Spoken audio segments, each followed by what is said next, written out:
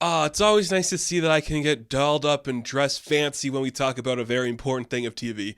Always good to see that I am prepared to jump onto camera anytime and just be camera ready. That is how I look, isn't it? Just perfect. So it's the Lord of the Rings time. Yeah, we're gonna do it. Lord of the Rings, The Rings of Power. This is the new Amazon original series that ran for 8 episodes for its first season. It did get a second season, it is currently filming. It is also the most expensive TV show ever made. It sounds like they dropped around the 750 million to maybe a billion if you include marketing and everything. This was their big baby. They were like, we're raising you, we're just birthing you into something that is going to change the television landscape. You have to be the biggest thing. That's interesting. I understand the need to do that if you're Amazon. You want to compete with Game of Thrones because House of the Dragon premiered the same time as this. That is more in the conversation. I personally think it's more in the conversation. And we could probably do an entire video talking about why that is. But the thing is, this is Lord of the Rings. It is an established universe. You can do your own thing with it, kind of. Amazon owns the rights to the appendices of Lord of the Rings, which means they can take the Cliff Notes version and put them in its own story. So they could tell it in the past about where some characters come from and where they go. And you're like, oh, okay. You're spending the biggest budget for any television show on the footnotes of one of the greatest books ever written. Okay, that's a choice. So that happened, and that's where it's going, and it's the big deal. It premiered at the same time as another huge fantasy show. It is swept into this world of streaming stuff. I will say I'm glad that Amazon has marketed it well because you see posters everywhere. I'm seeing billboards everywhere I live. I like seeing that. This show, and I genuinely am trying to find the words to describe how I feel about the Rings of Power. I guess we should start with this. I've struggled my whole life to connect to Tolkien work. I don't connect to it. It has this kind of like sense to me of just, it's like a little too pure. It's a little too good for me. I think it's well written. It is well made. There's never been a bad thing to come out of that except for the Hobbit movies maybe. But I haven't seen them. And I have never been like intimately connected to like the Lord of the Rings films. I have never read a single book. The closest I've come to like being like swept in the world was my friend had this Xbox 360 game where you could like run around as like orcs and like warriors and soldiers and stuff. And I was really shitty at the game. And I could only really play as the archer guy and you had to shoot from far away. I have no idea what the game was called. I was always super drunk when we played it. But like that's the closest I came to like connecting to that world, was being drunk and playing this game. So I don't have like a foot in this race. So when I give you my opinion on this story, it has to come from a place of like, this could never really connect with me.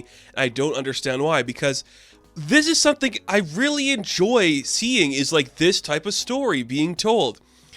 And you compare it to House of the Dragon, which is this very somber and bitter piece.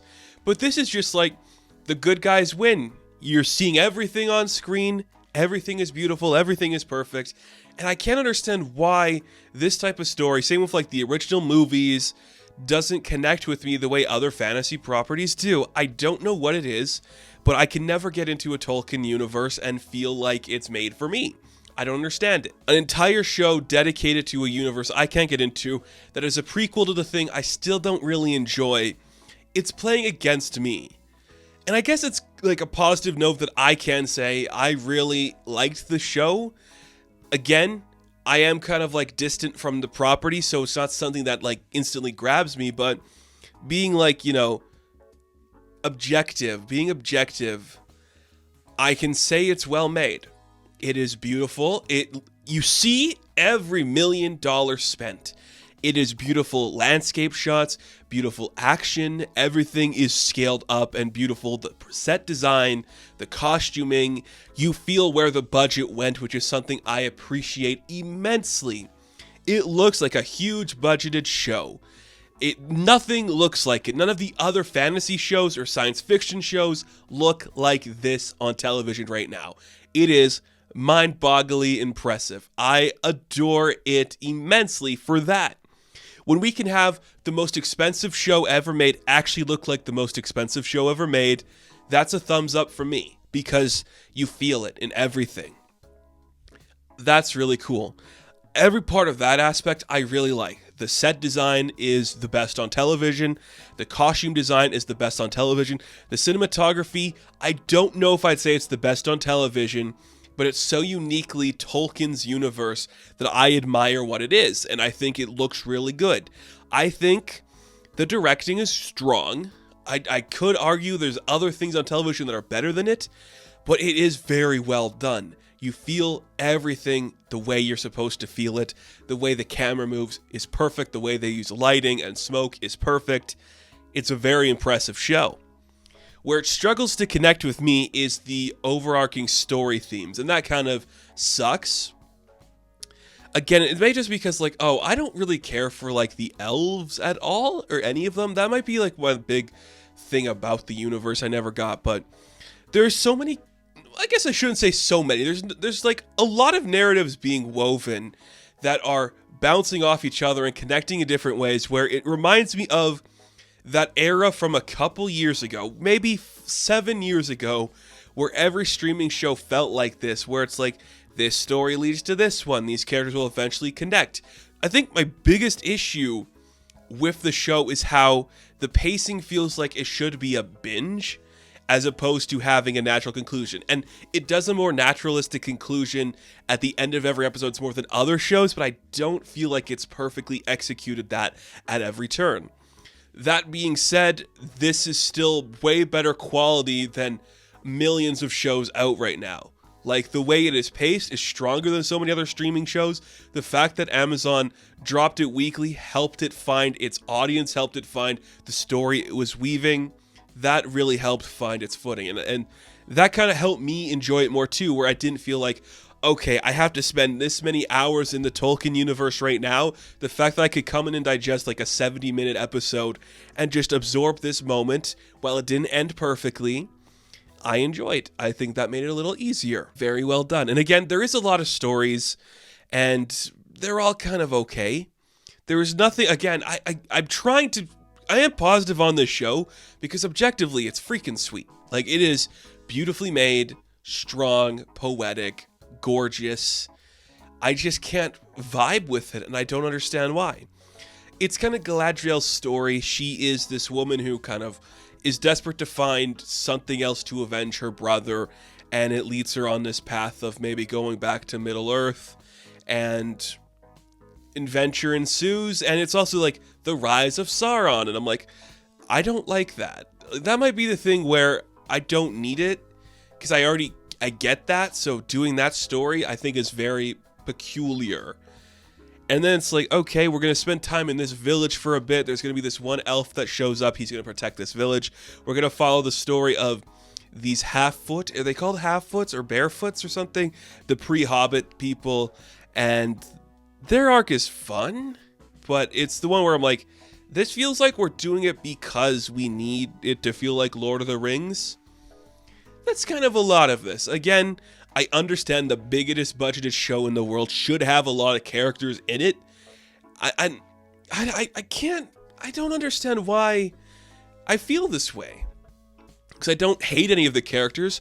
I think everybody is well cast. I think everybody is a decent actor. There's nobody who upset me every time they're on screen. I just think it's good. It's strong. But it didn't impact me or make me go, oh yes, finally we're seeing this interaction. Oh, finally, this really strong action sequence. It all looks breathtaking and beautiful and perfect. Just personally, I can't get into it. And that really sucked for me, because I really wanted to find a way to finally have this universe wash over me, but it just didn't. Galadriel's great. Nori of the half-foots, that's really fun. There's this weird kind of mystery about who is who in this show, and that upsets me because it's like, hey, we have to dangle a character you're familiar with so you'll stick around and see if you're right about something. I don't like that, and that kind of just goes into this idea of prequel stories where you have to make it compelling so everybody will come back to that one thing. I don't really like that part of it, but it doesn't become the main distraction. Elrond's an interesting character too. His name is the only one I knew because that is the actor that played young Ned Stark on Game of Thrones for an episode. The rest of these are fairly unknown actors to me. I'm sure in their respective fields they're known. But on like a big scale like this, you're not having a certain character actor appear that you're gonna be like, hey, that's Billy Connolly, you know? And that might be to the benefit of the show because it allows these actors to navigate different ideas, and you can explore those things without being like, you know where this character has to go because that's how that actor always plays a role. I enjoy that a lot. I don't think there's a bad performance in the series. There's just a lot sometimes, and it's no more than other television, but I say a lot just in terms of like, there's a lot of characters doing stuff together, and sometimes you forget there's all of those characters together. If we're in a certain scene where maybe there's this man who's like, I guess like the captain of the guard for the queen, he has a son, and his son has two friends, and he also has a daughter, and the daughter's connected to this other character who's doing this other thing. You're like, okay, we're navigating that, and that story does not connect to the stuff going on with the elves or with the trolls, or it's like, that's a lot, and it's okay. Again, I can't sit here and tell you it's bad. I also can't tell you it left a lasting impact on me. As somebody who desperately wanted that to happen, it just felt like another streaming show, and I guess that's just for me, because I see some comments online of people who are saying this is great. And I do think it hits all the beats. I was kind of talking about this earlier. When you look at this year's like television with like Andor, She-Hulk Attorney at Law, Star Trek Strange New Worlds, I would put The Rings of Power in there. It's like, this is exactly what Tolkien wanted when he originally created it. Good versus evil. You know who the good guys are. They're in this world. It's magical. It's beautiful. You understand the heroes. You understand the villains, the complexities. It's all coming together in a beautiful bow. It does feel like this is a good indication of that universe. There's nothing wrong with this. I'm just really curious to see how the lasting impact is going to be. You know, it did suffer like the, oh man, people of color in Middle-earth, boo-hoo, that's not good. That wasn't what happened in the original trilogy. I'm gonna say this, who gives a shit? They're good actors, like everybody in this show is talented and giving a great performance. Who cares if one of the elves is black or one of the dwarves is black? Like, shut up. Is that your concern? Your concern to me, this is the most expensive show ever made. It should feel like that, and it does. So, shut up. I'm sick of this shit. Why does like all this like bullshit happen to genre pictures where it's like, this can't happen?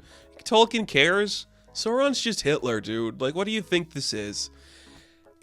I don't know anymore. You know, I'm proud of this show for actually making it feel like it is its budget and doing all these things perfectly. If I have one major criticism of the actual like objective storytelling, it is the pacing. I think like sometimes you forget certain characters are doing a certain thing, but it's okay. I guess the other one too is like the who's who, like, who's this gonna be? This man just fell from the sky. Who is he? Is it Gandalf? Is it Saruman? Is it Sauron? You'll have to stay until next week to find out. And that always bothers me because can't you just tell a story without trying to like dangle that over my head? I don't know. I think this is a really well-made show. I don't know how many people are going to put it on their top 10s of the year, and I'd be curious to see who does, but for me, it is really well done. I just can't pierce into it. I watch it and I'm like, wow, I'm watching the most beautiful thing on television. Why isn't this hitting me? Why don't I feel anything coming over me? And that's me personally, and we'll get used to it, you know? That's not every content's for everybody. We can accept that, but I cannot honestly tell you it's a bad piece of television because it's not. It works on every conceivable level. The acting is good. The story's fine, you know?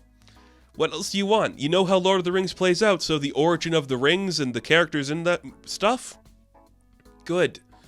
People want that, so I can't tell you it's bad. All I can say is, if you're expecting more Tolkien content from me, you'd be hesitant to get it because I just can't connect to it. So, I hope it works for you. I hope it works for you because it just did okay for me, but overall, perfect show probably. So, Lord of the Rings of Power. I am going to give a 7 out of 10. Now, thank you guys for watching this review. Be sure to like and subscribe to the channel. As always, you can check me out on Instagram, TikTok, and Twitter. I will catch you in the next one. Have fun. Stay safe. Good luck.